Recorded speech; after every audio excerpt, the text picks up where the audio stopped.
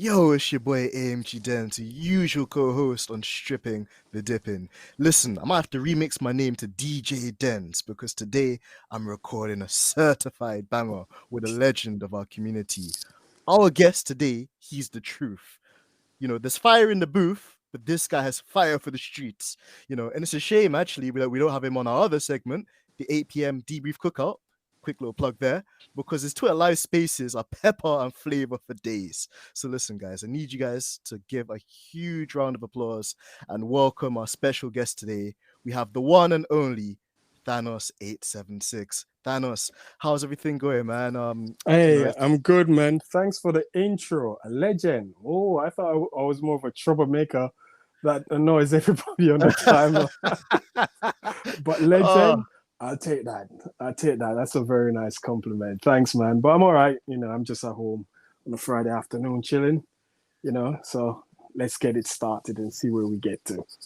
Oh, absolutely, Thanos. Well, it's a pleasure to have you on. I know, like you just mentioned there too, we're on the social media, we're on the Twitters, and there's a certain like fan base, quite a salty, quite a kind of ignorant orange fan base that like to kind of like run their mouths. But at the end of the day, we just tell them the truth and we just tell them the facts.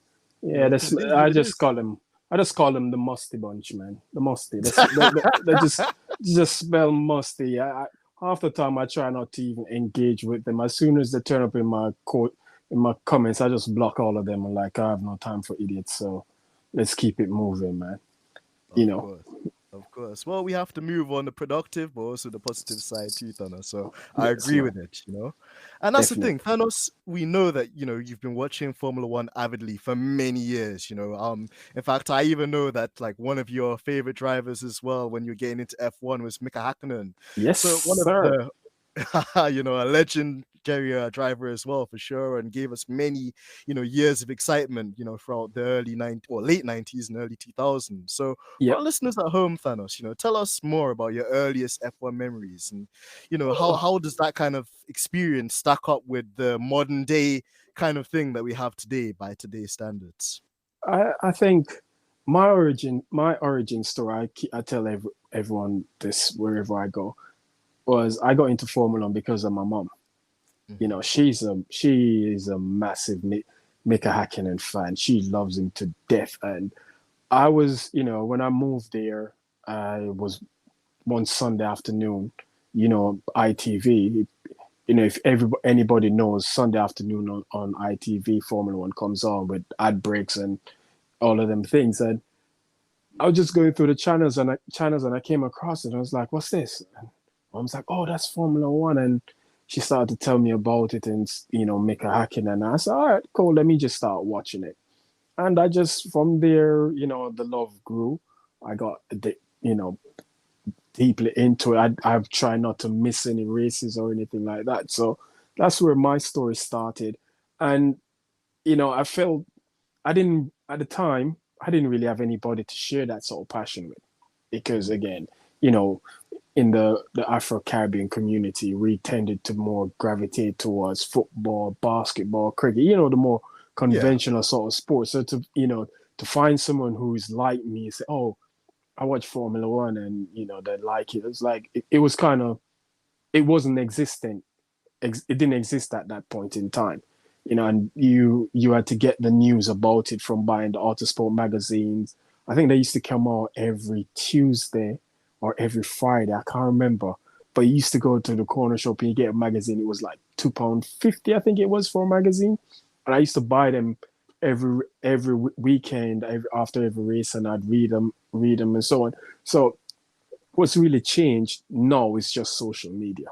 I think social media has made the experience more, a bit more better because I can share that passion with a larger group of people rather than, I watch it on a Sunday on my own and then that's it. I don't have anyone to talk to about it because, again, none of my friends are really into that. My brother was into it. He's a Vettel fan, but he's kind of like moved away from it now. He's into MotoGP and that sort of stuff. So, social media is kind of like giving me a bigger platform to, share my passion with people who also share the same passion as myself. So that's my thing. Absolutely, Thanos. And I agree with you as well in that kind of sense. It's interesting like how technology has played a role just in the way people consume the sport, the way people enjoy it and kind of share that kind of conjoined passion for it as well as you mentioned. And even for me, I remember like my dad bringing in the Autosport magazines, you know, and then seeing some of the illustrations, seeing some of the technical articles. It wasn't Yeah, just Formula One as well. It was like WRC, yeah, MotoGP, World yeah. Endurance. You had BTCC and at the back. They had all the lower category racing as well. Plus, they used to have the back where they sell all the cars, the old racing cars, and all these things. So, that was where you'd have to actually consume all the information about the sport. But now, again, with the advent of technology and how easily information is readily accessible to us, like at a drop of a hat, it's there. You don't have to, go searching down the place or waiting a week to get the information out. I think social media, I think that's where the sport has changed the most in from rather than actually what we see on track. Absolutely, absolutely. And just the way that it's evolved as well, and even just the way we consume the information and talk about it as well is really engaging. And actually, another thing I wanted to ask you as well, Thanos, man, because we as just a community as well on Twitter, we support one of the greatest, not one of the greatest, No, he is the greatest of all time, Sir Lewis Hamilton. And in relation to that, Thanos, like, you've been following Lewis's career from a very early stage as well. What is your first impressions of Lewis when he burst onto the scenes? And, what do you think's been the key, even from his junior karting career, throughout his dominance with Mercedes, to his breakout year where he absolutely demolished that saltfish patty, Fernando Alonso, you know, just like uh, um, what's your take on him been, and just what makes him so special and enigmatic in the way that he's revolutionized the sport and changed the face of Formula One? I think he's authentic himself. I Mhm. think that's what he's passionate. He's just passionate about racing and competing. When he burst onto those bright-eyed, giggly-eyed kids. When you get that new toy at Christmas, how excited you are. That's what you saw um, from him at the beginning. It was just like you could see the passion, you could see the dedication in his eyes, and this kid, you could tell, yeah, this is someone special. And to come into a environment where basically, no one looks like him. Let's be real. No one there looks like him, acts like him, talks like him, dresses like him. So it's an unfamiliar environment, and for him to come in and go like, well, you know what? In the beginning, he had to follow the rule book as written by Ron Dennis, because Ron Dennis was a stickler for. I think he pretty much had OCD. He couldn't grow a beard, he couldn't have piercings, he couldn't have all of this. And at the beginning, he kind of felt, you could tell he wanted to come out of that box.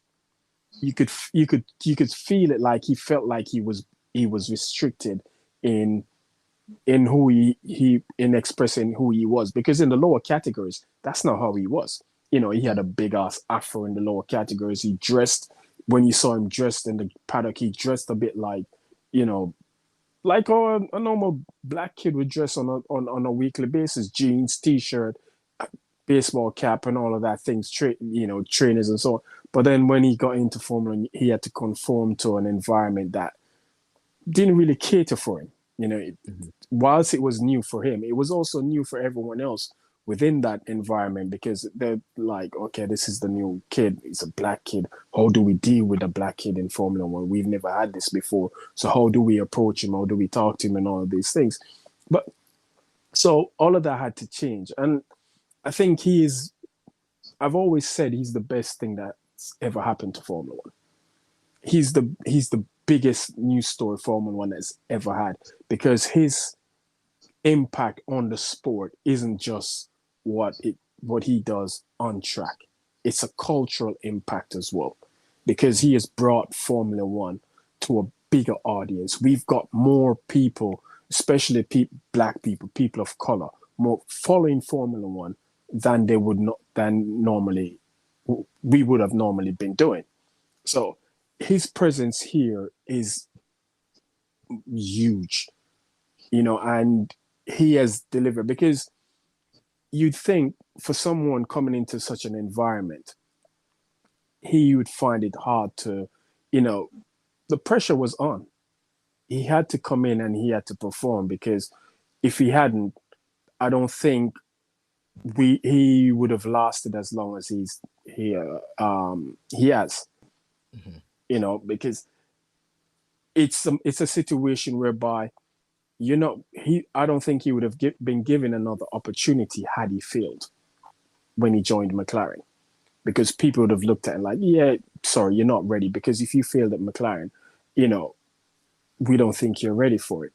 And he had to come in and he had to do his business. He did his business, and he's been doing his business ever since then. I don't think we've ever seen anyone perform at such a consistent level for such a lengthy period of time from their very first season in the sport. So, that's how I saw him. I just saw him as just this bright-eyed kid that just loved what he did, passionate, and he was damn good at it, because you could see it from his junior categories coming up that this was the real deal, and he's proven it time and time and time and time again, despite everyone keep asking him to prove himself over and over and over, and no matter how many times he has proved himself over, someone still wants him to prove himself again, and he keeps doing it over again because that's what he does.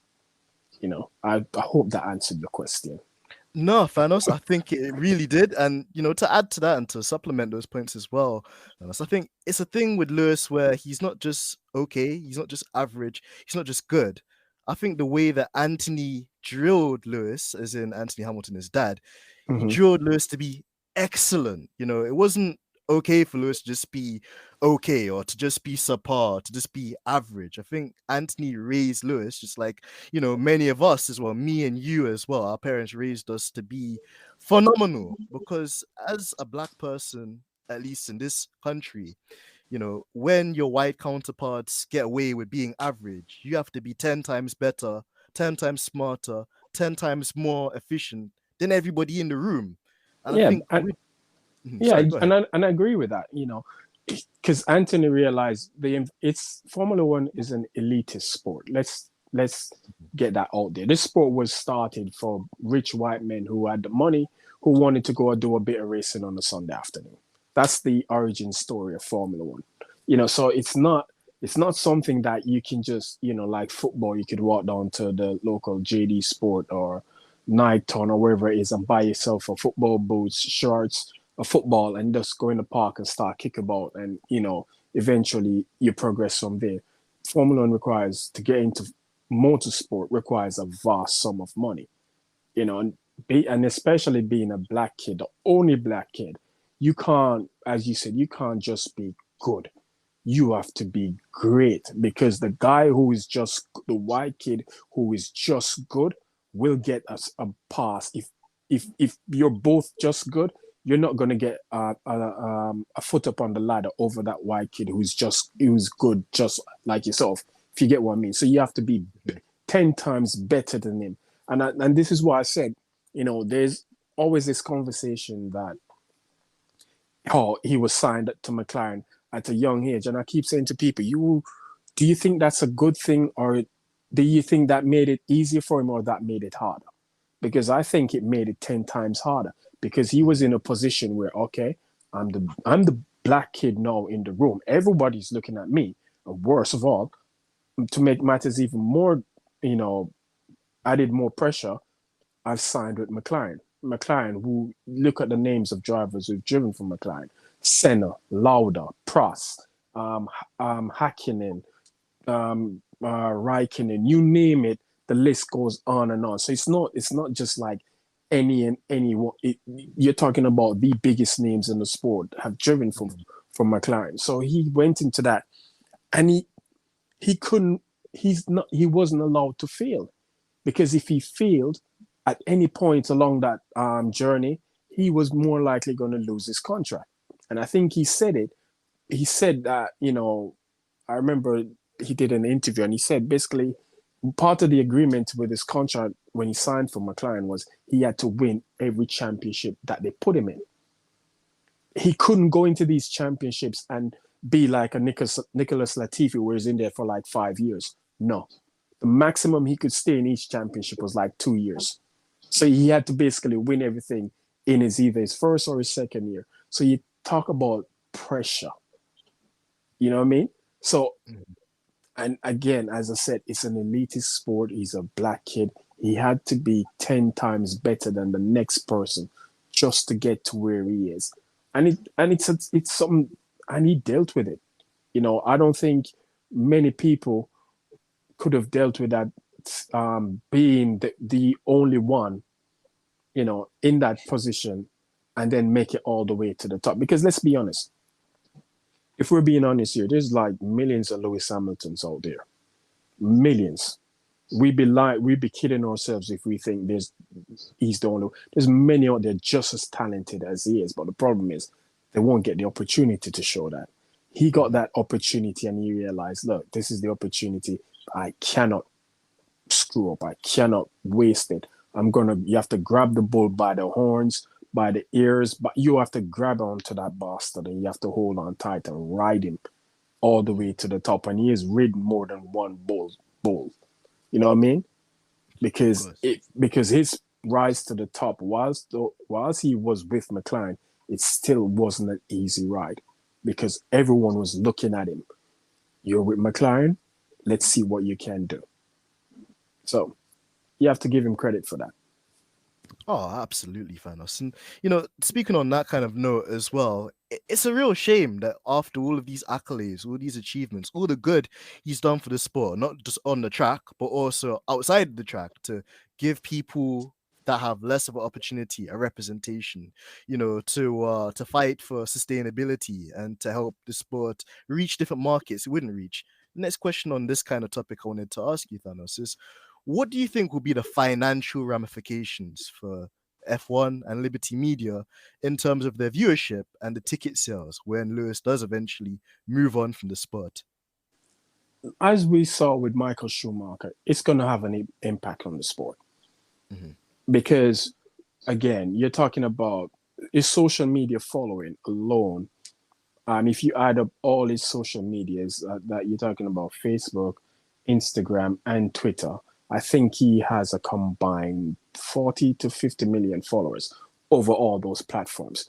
I think that's like 15 to 20 million more than the next person, which I believe might be Daniel Ricciardo. I'm not 100% sure, but don't quote me on that. Mm-hmm. So you're talking about, so when he goes, a large portion of those people will be switching off Formula One. So that's ticket sales going down at events, British Grand Prix. Ticket sales is going to go down. Merchandising is going to go down.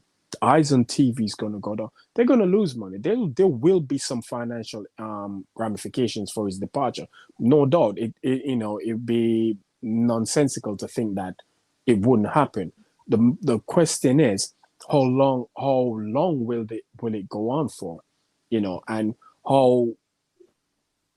who's going to replace him as the face of the sport, someone that the sport can actually market to a wider audience other than white Europeans. If you see what I mean, because sure. I've always made the argument, you cannot sell Max Verstappen to anybody other than white Europeans because he has no endearing qualities. He has nothing appealing about him that you can look at and like, yeah, the average man on the street would look at this guy and like, yeah, we can somehow relate to him. You look at Max Verstappen, he looks like,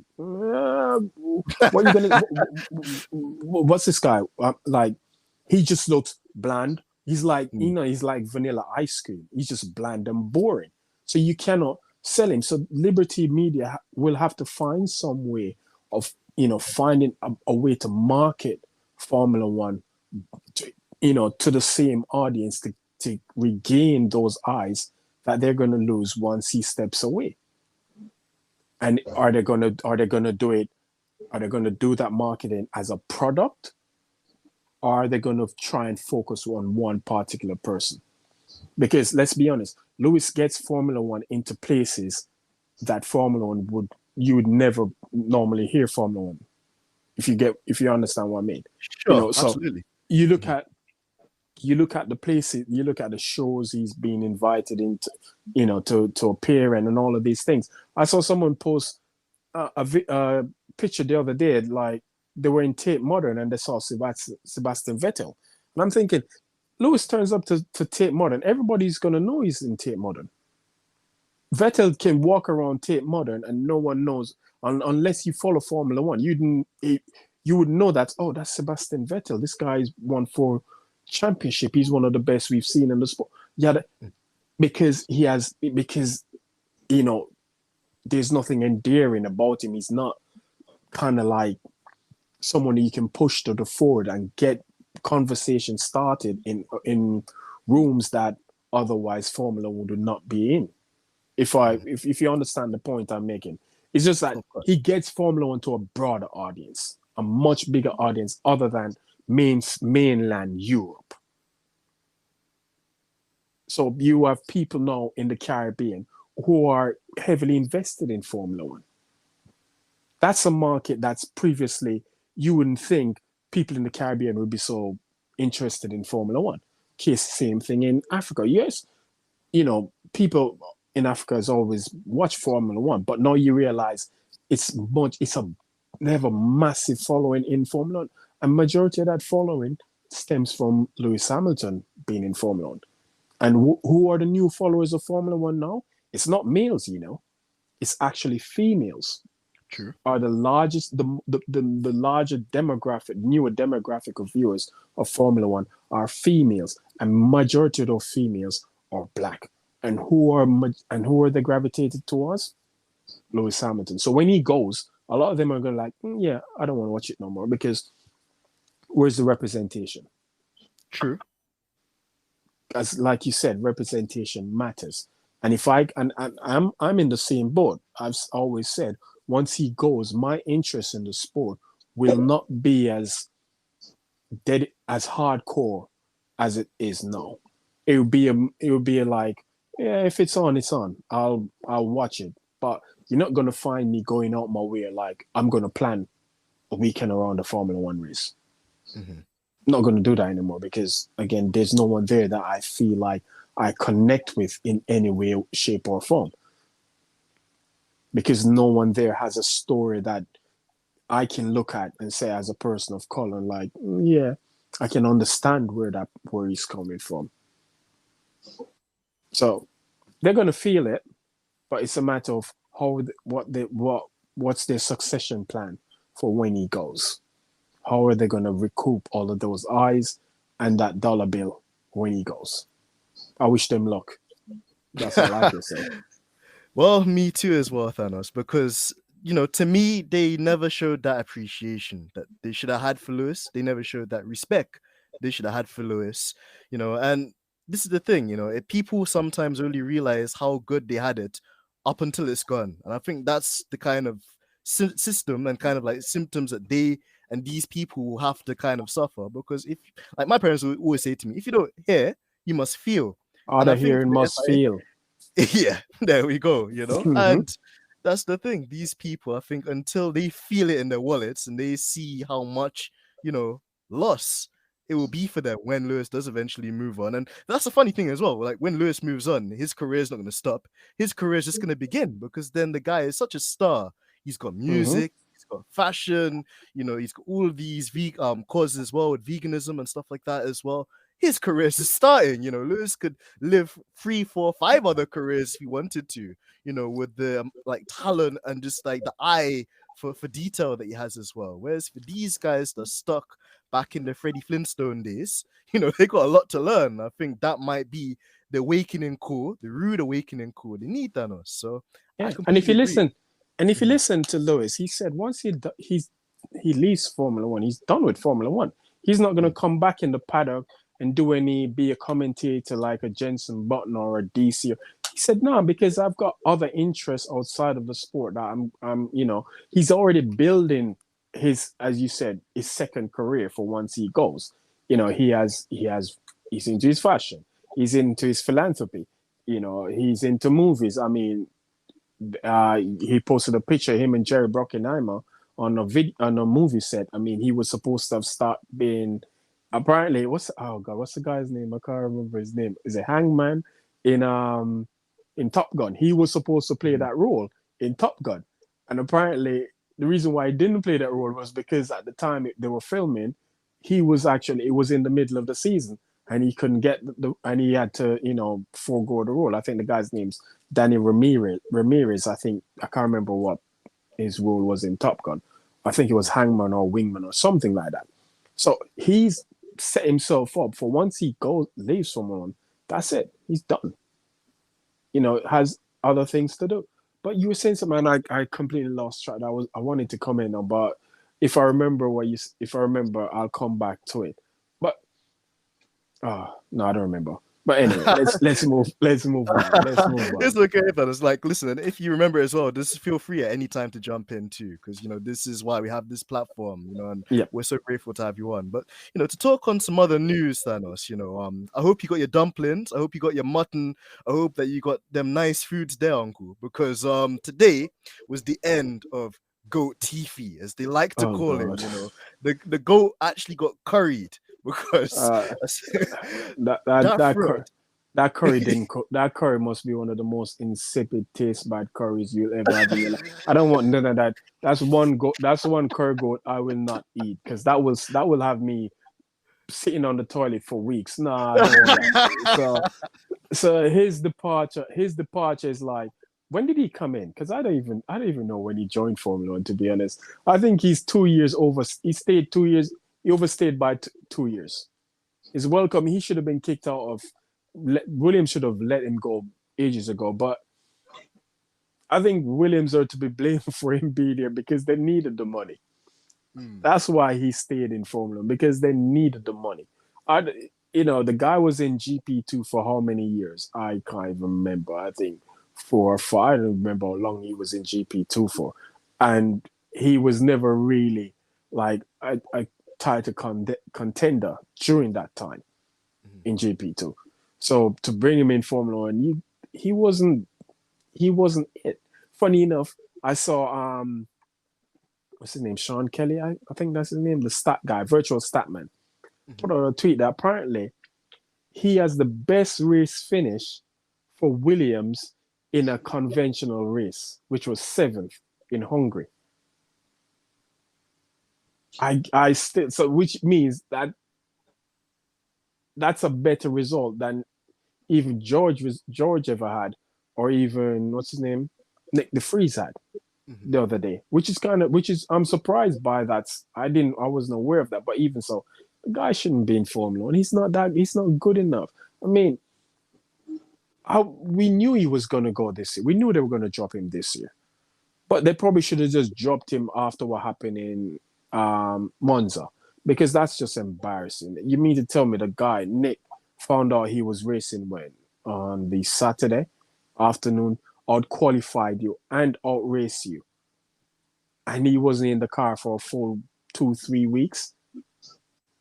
Come on, man. I to be honest, I don't really have no feelings about him leaving, because like, okay, cool. He was a bum anyway.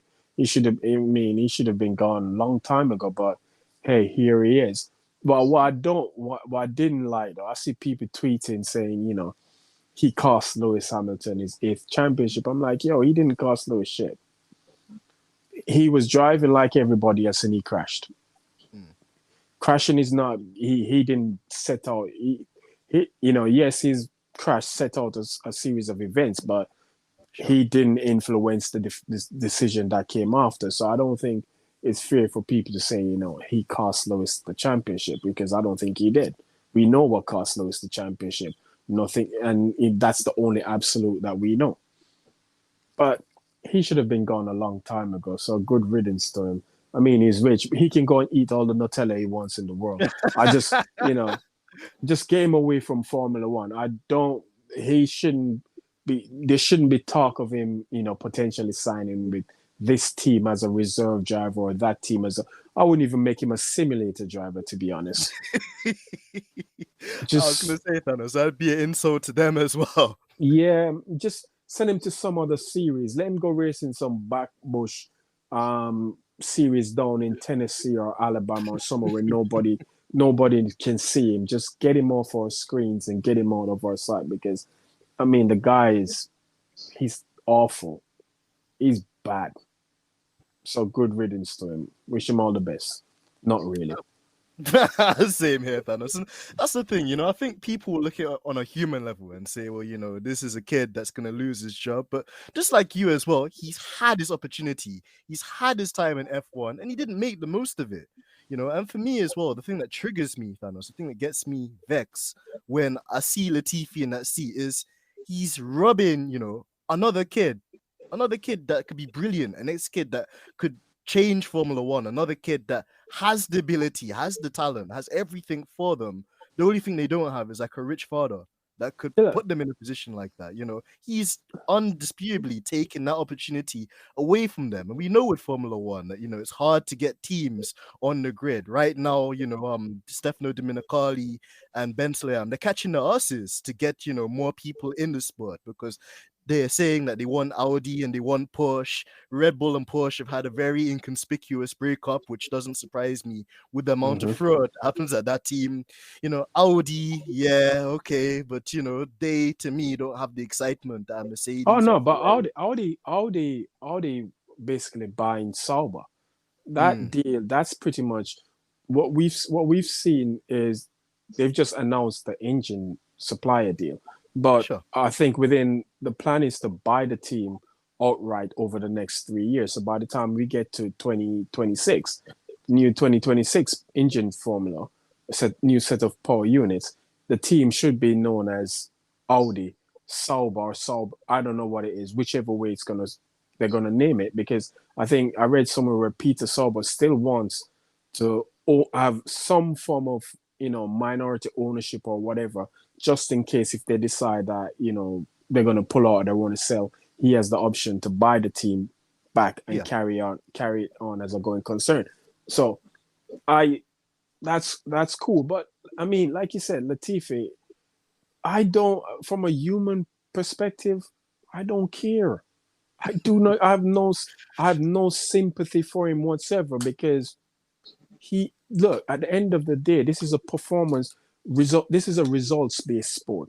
Sports is all about results, and if you're not performing, that's on you. You have to go. And if you look at it in football, in every sport you look at, if you're not performing what they do, they're going to replace you. It's pretty much that simple. I have no sympathy for him whatsoever because he wasn't performing. He got exposed by Nick DeFries. For you getting exposed by someone who's only been in the car for like half a day. That tells you're really a bum. You shouldn't be here. And he was in Formula One for 2 years too long. But what I hope this does now is it gets rid of the pay drivers mentality, because now drivers who are getting the seat are getting the seat based on their abilities rather than how much zeros that the dad can write on the check to give to a team. Because I can understand why at the time Williams signed Latifi, because again it was still a family run team. It was in debt. They needed the money, so that had he not signed, that it would have probably gone bankrupt. Sure. So we understand. So from that perspective, I understand. But now that they have the budget cap comes into play. They know how much they need to spend to develop the car, so they don't, and they score points in the championship. Points in the championship means more. You get money out the pot and so forth. So it's probably an easier thing for them to deal with now. To keep the business going. Plus, it's been bought by it's a hedge fund company, Darlton Capital. Yeah, it's a hedge fund company. So financially, they I guess they're in a much better place than they were when they signed him. So losing him now won't be a problem. What I want to know is who are they going to put in the seat? You know, Mhm. is it going to be Nick? Is it going to be Logan Sargent? Who is going to put? Because I don't think that Ricciardo is going to end up going to Williams because boy, that's even that fall from grace It's a mad one, isn't it? yeah, it's just massive. It'd be the it'd be so it's embarrassing if he ends up at Williams because then he just be going to Williams just for driving and just collecting a paycheck because he's not going to help them move forward. So I think that seat probably should go to someone who's young, you know, who you can build around. Again, Nick is there. If they're not going to give it to Nick, then you can go Logan Sargent or what's this guy name? Mick Doohan's son. I don't know his first name. Oh, Jack Doohan, yeah. Yeah, or Jack Doohan or somebody because you have to blood in new drivers in Formula. You can't keep the same. Yeah, can't keep the same old guys over and over going back for this so on because I made the argument that I think Aston Martin was wrong to sign Fernando Alonso, and people are like, what do you mean that's madness, why wouldn't you? And I'm like, look, Aston Martin are currently investing something in the region of almost £500 million into revamping their factory at Silverstone. They're building new infrastructure, they're building the wind tunnel and all of these things. So they're investing in the team with a long-term goal of they want to succeed. Mhm. Why go for Alonso? Alonso is what, 41 years old. He's not going to win you a championship. So he's a short-term plan towards a long-term goal. So I'm thinking, why didn't you go out and get somebody who's young, roughly the same age as Lance, right? And you build that team around these guys. Because Alonso is only gonna be good for 2 years. Then what happens after? Then you're gonna have to go out and find somebody else to replace him. When you could have gone out. I made the case that why not go for Jorgy'S? And so said, so done. What they I did, know. they signed him. He's the first signing to their driver program. And I'm thinking that's the man you should have gone out and signed to replace Vettel. Bring True. someone young in, and you build a team around him and Lance, and you move forward as a collective. You have Alonso. You all know what Alonso history is. The guy's a problem wherever he goes. He's never gone to somewhere where and there hasn't been some form of nonsense that kicks off with him. And then you're gonna pair him with Stroll Senior. That man looks like he doesn't take shit from nobody. So True. you don't put two combustible elements in the same environment. It's only going to take the smallest of sparks for that whole thing to explode. And I can see it exploding because we know who Alonso is. So Yep. Latifi going, they talk about, as you said, people talk about the human side of it and whatever. Sorry, my name's Thanos. I'm not human. I'm an alien, so I don't really give a shit. You know what I mean? I Hello. don't really give a damn. You saw me whoop Hulk's ass, right? So I don't really care much for Latifi. Oh, Thanos, that was brilliant. That was a Yeah, man. punchline there as well. Georgina needs to put that in the trailer, but absolutely. Yeah. And actually, a short whistle stop question before we get into the other questions as well, Thanos. Like, who would Mhm. you say is the worst driver in F1 history you've come across? And who would you say is the most overrated driver you see people talking about and rating highly on the Twitters when really they're not all that sus? Bloody hell. Who is the worst? Jesus. Um. Oh. I think. It's a deep one, Oh. isn't it? Because there's been That's so many. that's a tough one because who came to mind? I was gonna say, what's that guy? Is it the guy who he was a test driver for Ferrari and he drove one? I think it's Luca Badoa. I remember that when the spring He, hit Felipe Massa in the eye, and yeah, he then drew. Yeah, in mm, 2000, was it 2009? Yeah, 2009. mhm. He drove one race for them, and it was the I think I honestly can't remember. I think the dude was like 3 seconds a lap slower than the slowest person on the grid. I was like, yo, this is embarrassing. And I'm convinced, and I'm sure that guy drove in Formula One before he became a test driver for Ferrari. So he came to mind, and I'm thinking, okay, Luca Bordeaux, but then I could probably go with Karun Shandok Yeah, or no, HRT. yeah, or Narain Karthikeyan. I don't think Narain Karthikeyan was that bad, but I could go with him. I could go with who else I could go with? Um, oh God, Mazepin. Mazepin. Yeah, you could throw Mazepin in that as well. The hat. Um, oh damn, that's a tough one, man. That's a tough. That's a tough one. But I'm going Karun. You know why I'm going Karun? Go on, Because tell I'm me. I'm just I'm just gonna be petty and just say Kareem because I think the guy's an ass. Him and his ashy elbows. Is ashy elbows. I'm gonna go Kareem simply